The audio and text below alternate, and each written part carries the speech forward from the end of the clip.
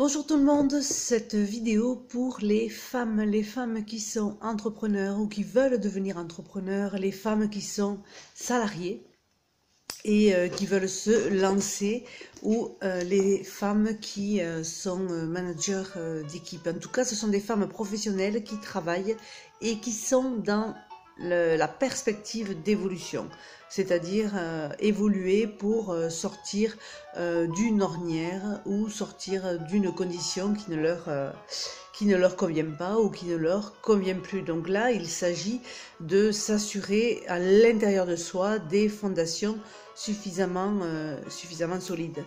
Je vais baisser un petit peu Glenn Gould, voilà, c'est mieux.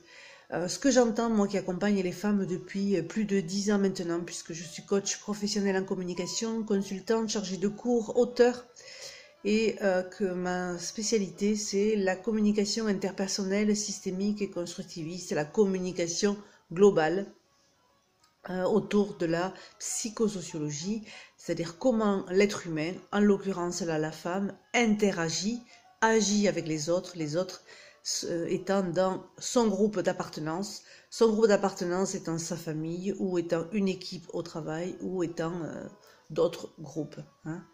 Et c'est important là justement de repérer quel est son groupe d'appartenance pour savoir si on est bien dans ce groupe-là et si ce groupe-là est suffisamment moteur pour soi. Pardon, par exemple, j'ai des femmes qui me disent: je me sens en permanence, je lis, dessous il y a des phrases, dessous la vidéo, il y a des phrases, donc je me sens en permanence comparée et jugée. Alors j'ai envie de dire, les femmes sont-elles plus comparées et jugées que les hommes? Eh bien oui. Quelque part, oui, on va laisser les hommes faire plus de choses que ce que les femmes pourraient faire. Donc elles ont, comme elles ont la sensation d'être plus jugées, eh bien elles vont par exemple travailler 2 fois plus, en faire 2 fois plus, donner 2 fois plus, se faire aimer 2 fois plus, dire oui à tout même si elles pensent non. Tout simplement parce qu'il y a toujours cette sensation de ne pas être suffisamment légitime et de ne pas être suffisamment à la hauteur. Alors qu'est-ce que ça veut dire dans le contexte professionnel? Ben, ça veut dire qu'on n'ose pas dire les choses, ça veut dire qu'on n'ose pas se donner la permission d'évoluer, ça veut dire que on est un peu fleur bleue, on croit que ça va se passer, ça va se produire par les autres, que les autres vont nous donner ou vont donner la légitimité que l'on requiert depuis tant d'années, tant d'années, tant d'années. Donc ça se passe pas toujours ainsi.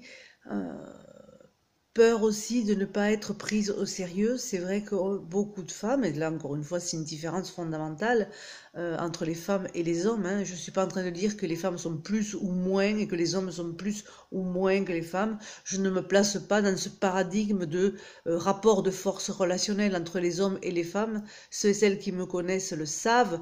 Je suis sortie de cet état de fait depuis longtemps, et je pense que les hommes ont leur spécificité et leur particularité, et les femmes c'est pareil, et qu'il faut juste trouver un agencement harmonieux entre les deux genres. Alors, malgré tout, les dictats persistent en entreprise, dans le monde du travail, puisque j'accompagne énormément de femmes et d'hommes dans le domaine de l'entreprise, et je m'aperçois qu'on ne fonctionne pas tous et toutes pareil. Je me suis aperçue qu'on ne fonctionnait pas pareil, notamment là, les femmes, elles ont souvent la sensation de ne pas être prises au sérieux. C'est-à-dire que quand elles parlent, par exemple, on ne va pas les écouter. Quand elles font un discours, ça va être plus difficile. Je parle là du contexte de la réunion, je parle du contexte de l'entreprise. Donc pouvoir parler en public, c'est compliqué en général pour les personnes, mais pour les femmes en particulier, puisqu'elles vont être systématiquement jugées ou prises au sérieux, ou pas prises au sérieux. Alors, ça veut dire quoi? Ne pas être prise au sérieux, mais ça veut dire que on va pas accorder du crédit à leurs propos. Ce qu'elles pourront dire, ça n'aura pas d'importance.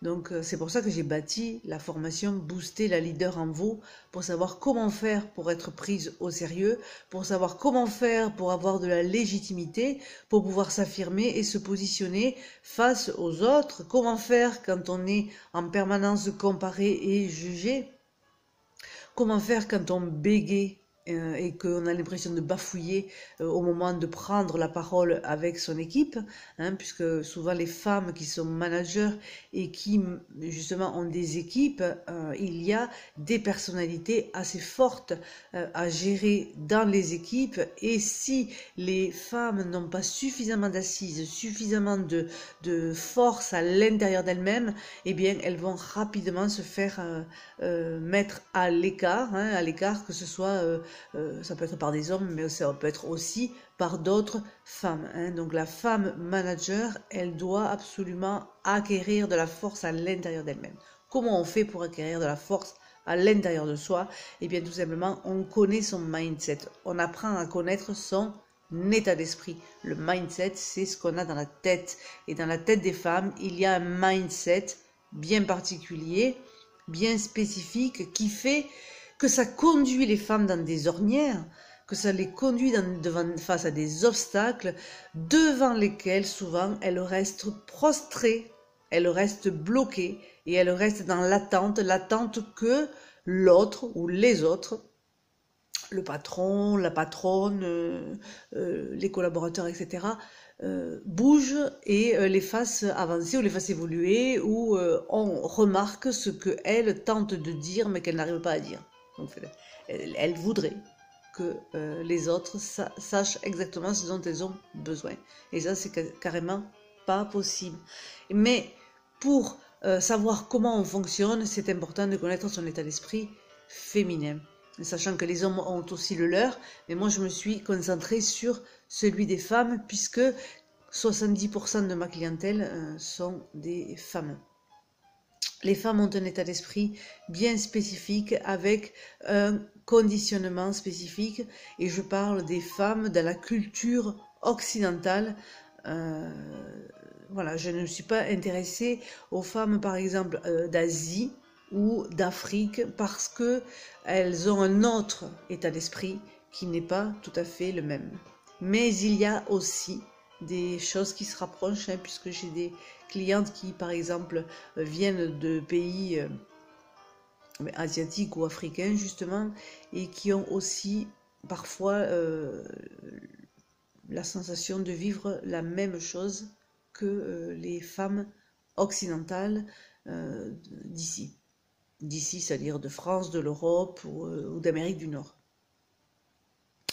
Et il y a beaucoup de femmes donc qui n'ont pas la légitimité d'exister, la légitimité de travailler, la légitimité de vouloir évoluer, se former, prendre la parole. Ça, c'est compliqué pour elles de bien asseoir leur légitimité, comme si elles ne se donnaient pas le droit. Alors, peu de monde vont vous accorder le droit d'avoir une légitimité. Il va falloir que vous alliez la chercher, cette légitimité, c'est-à-dire que vous alliez chercher au fond de vous les ressources pour pouvoir vous mettre, en avant, pour pouvoir vous mettre en valeur, sans faire de l'ostentation, hein, parce que je déteste ça. C'est juste être soi, mais aussi c'est savoir mettre en valeur ses atouts. Hein, chaque personne a des atouts qui sont bien spécifiques, qui sont spécifiques à la personne, et être convaincu de ces atouts et les défauts que vous pourriez avoir. Encore une fois, je mets défauts entre guillemets parce que pour moi, il n'y en a pas de défauts, il y a juste des adjectifs.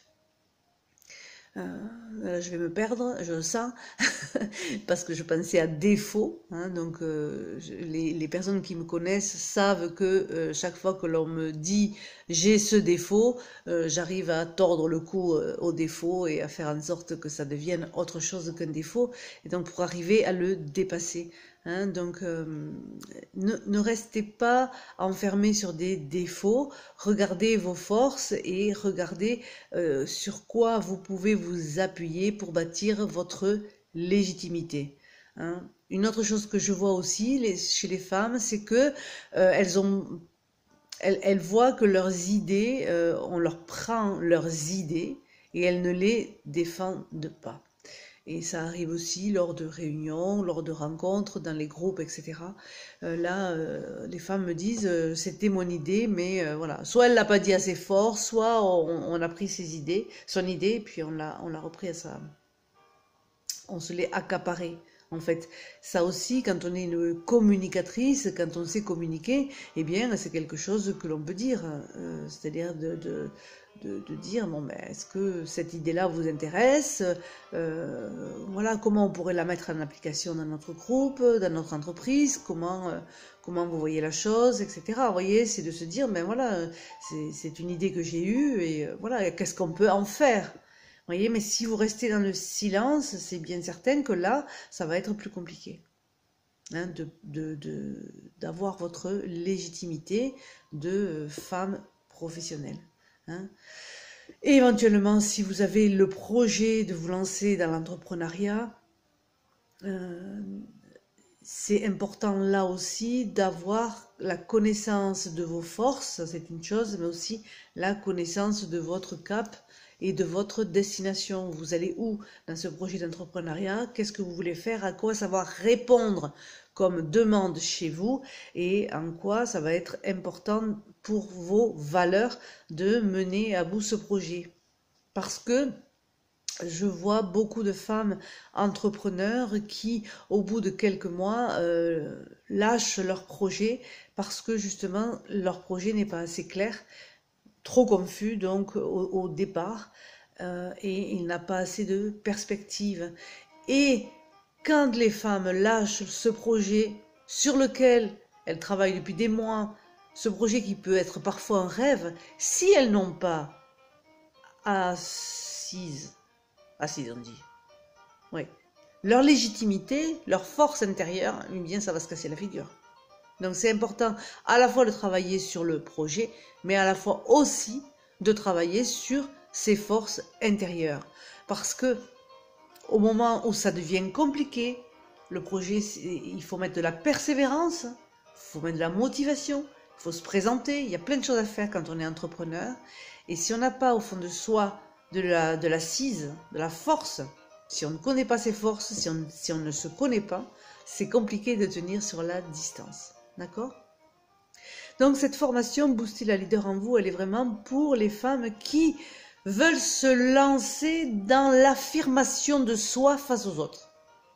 C'est ça en fait. C'est chacune, a une leader à l'intérieur d'elle-même, c'est-à-dire une femme d'action qui a envie de s'affirmer, qui a envie de se positionner, que ce soit pour gérer une équipe, que ce soit pour évoluer dans son poste, que ce soit pour un entretien pour un nouveau poste, que ce soit pour entreprendre une activité, que ce soit pour autre chose, un projet, eh bien, elle a besoin d'avoir à l'intérieur d'elle-même ces forces-là. Elle a besoin de se connaître, de connaître son mindset, son état d'esprit, de savoir comment elle a été conditionnée, quels sont ses pièges, parce qu'elle tombe dans des pièges, et ensuite de mettre en route ce projet et de devenir une communicatrice, c'est-à-dire quelqu'un qui est à sa place en fait et qui prend sa place vis-à-vis des autres, hein, parce que souvent on dit les autres ne me laissent pas prendre ma place, c'est souvent pas ça, c'est que la femme ne prend pas sa place, parce qu'elle n'ose pas, parce qu'elle ne se donne pas la permission, parce qu'elle a ce mindset qui la bloque. Vous voyez, c'est comme ça que ça marche. Et c'est pour ça que j'ai fait cette formation Booster la leader en vous, parce qu'après plus de 10 ans d'accompagnement des femmes, je me suis aperçue que je voyais les mêmes choses chez les femmes qui avaient du mal donc à se positionner et à s'affirmer. Donc, cessez de vous minimiser, apprenez à vous connaître.